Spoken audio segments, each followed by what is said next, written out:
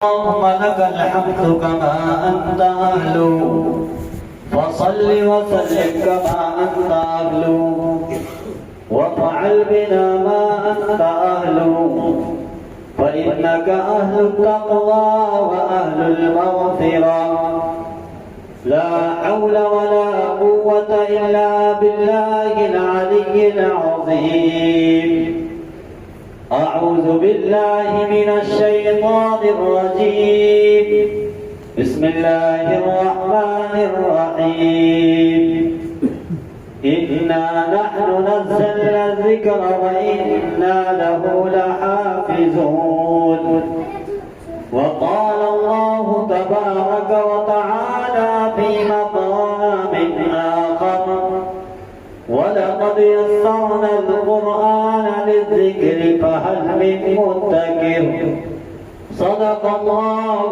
العظيم وصدق رسوله النبي الكريم ونحن على ذلك لمن الشاهدين والشاكرين والحمد لله رب العالمين. برادران اسلام، اللہ رب العزت کا بے انتہا فضل و کرم ہے کہ اس اللہ تعالیٰ نے مجھے اور آپ کو اپنے فضل سے اور اپنے کرم سے ایمان والا بنایا. دنیا میں چاہے کسی کے پاس کتنی ہی دولت کیوں نہ ہو، چاہے کسی کے پاس کتنا ہی بڑا عہدہ کیوں نہ ہو، کتنی ہی زمینیں، کتنی ہی گاڑیاں دنیا کی ریلم پیل ہو، لیکن ایمان نہ ہو تو کچھ بھی نہیں. اور جس کے پاس ایمان ہے، چاہے وہ جھونپڑی میں رہنے والا ہو، چاہے اس کے سر پر چھت نہ ہو، تو اللہ رب العزت کے یہاں اس کا بہت بڑا مقام ہے. میرے بھائیوں، میں اور آپ خوش نصیب ہیں کہ اللہ تعالیٰ نے مجھے اور آپ کو ایمان دیا، بغیر مانگے دیا. کوئی ہمارا باپ یا دادا یا خاندان کا قبیلہ اللہ تعالیٰ سے کہنے نہیں گیا تھا کہ ہمیں ایمان والا بنانا، لیکن اللہ تعالیٰ جب کسی بندے میں کوئی اچھی صفت دیکھتے ہیں تو پھر اللہ تعالیٰ اس کو اپنی نعمتوں سے نواز دیتے ہیں. تو مجھے آپ کو اللہ تعالیٰ نے سب سے بڑی جو نعمت عطا کی ہے وہ ایمان ہے. اب اس ایمان کو کیسے باقی رکھنا ہے اور کیسے اس کو اپنی زندگی میں بسانا ہے اور کس طریقے سے میرا اور آپ کا ایمان پکا ہو جائے، تو اس کے لیے اللہ تعالیٰ نے راستہ بتایا ہے، قرآن کا راستہ بتایا ہے.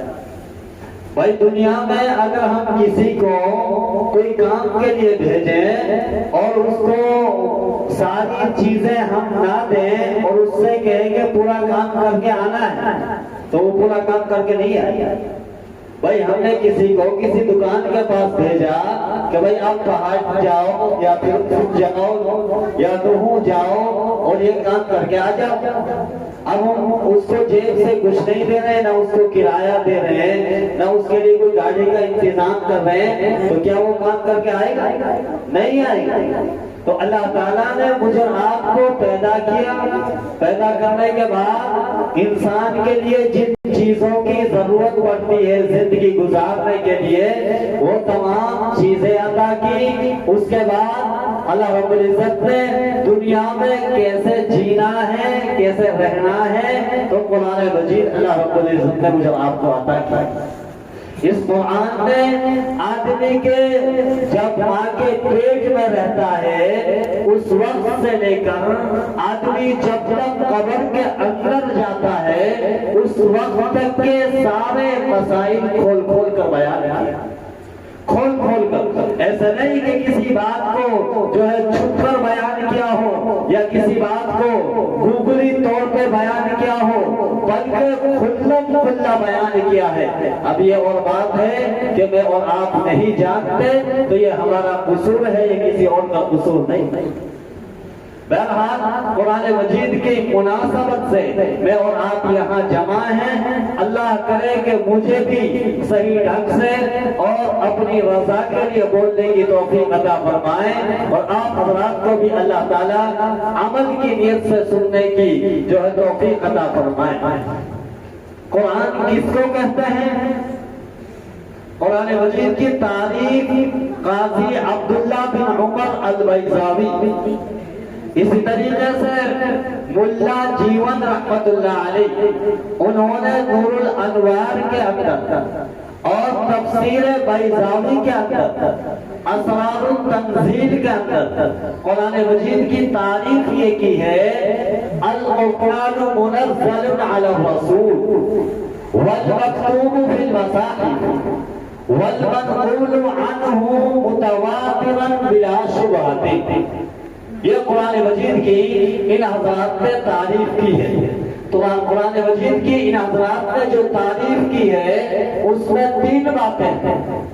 نمبر 1 پر یہ ہے کہ قرآن مجید اللہ تعالیٰ نے اتارا اپنے رسول پر.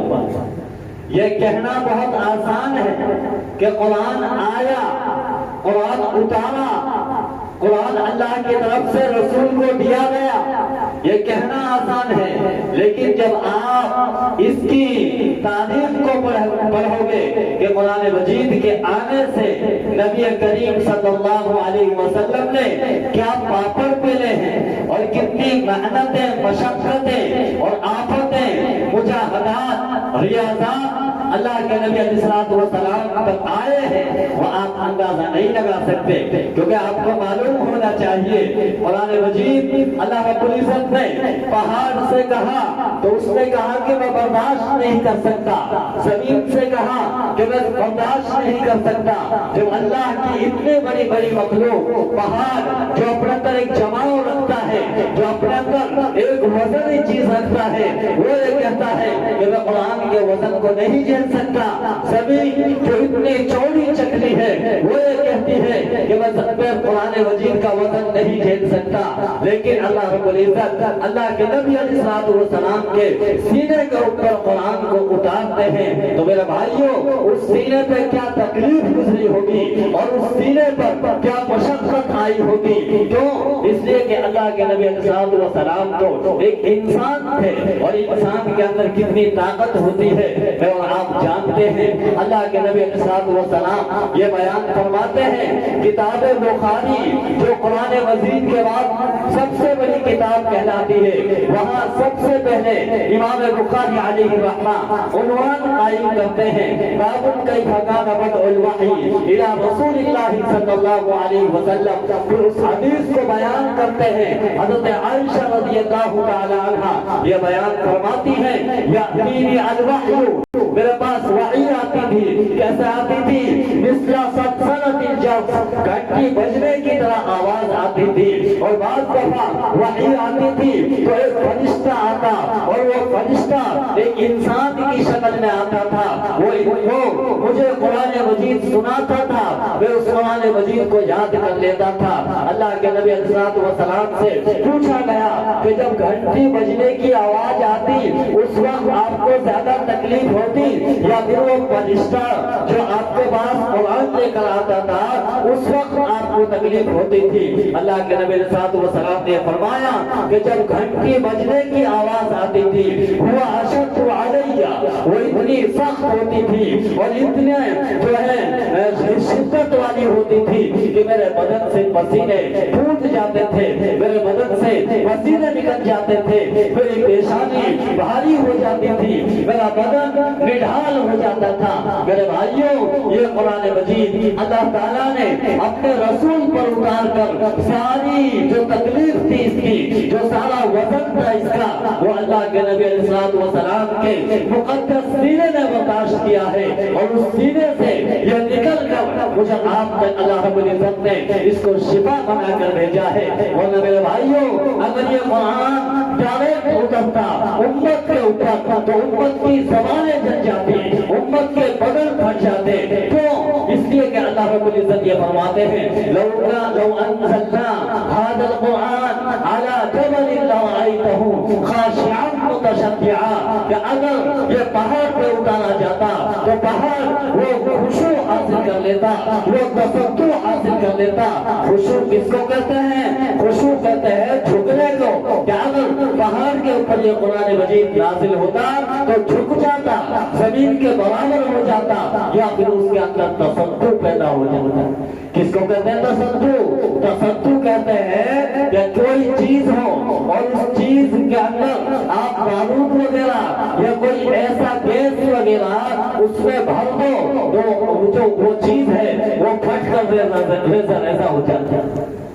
کل ایک جگہ پر بیان تھا، اسی موقع سے وسیع کے جامع مسجد میں، تو ان لوگوں کو میں سمجھا رہا تھا، تو ان لوگوں کو سمجھانا آسان تھا، کیونکہ میں نے کہا کہ بھائی آپ لوگوں کے یہاں تو پہاڑ ہے، پہاڑ میں ہوش چلاتے ہیں، تو ہوش چلاتے وقت کیا ہوگا؟ پہاڑ پتھر ریزہ ہو جاتے ہیں۔ تو قرآن مجید نے یہ کہا لو کان ھذا القرآن علی جبل لرأیتہ خاشعا متصدعا، اگر یہ قرآن پہاڑ پر نازل ہوتا تو پہاڑ کیا کر لیتا؟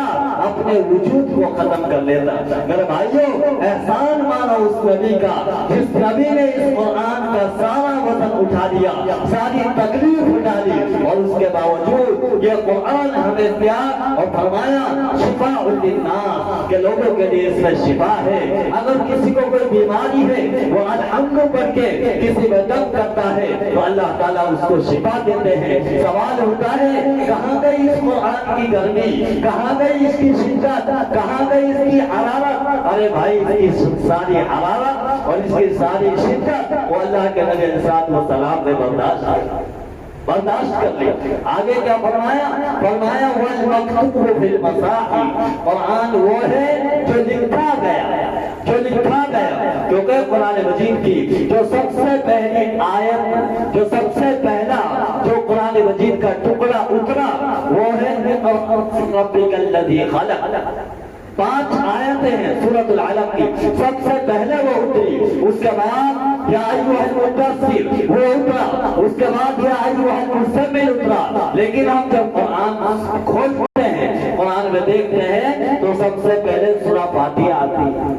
کیا آتی ہے؟ سورہ فاتحہ آتی ہے، اس کے بعد سورہ بقرہ آتی ہے، اس کے بعد سورہ آل عمران آتی ہے، اس کے بعد سورہ نساء آتی ہے، اس کے بعد سورہ مائدہ آتی ہے۔ تو سوال ہوتا ہے کہ اتری اوپر سے کون سی سورت؟ سورۃ العلق سب سے پہلے اتری، اس کے بعد یا ایھا المدثر اترا، اس کے بعد یا ایھا المزمل، اور یہاں جو لکھا جا رہا ہے تو لکھا جا رہا ہے سورہ فاتحہ کو، سورہ بقرہ کو، سورہ آل عمران کو۔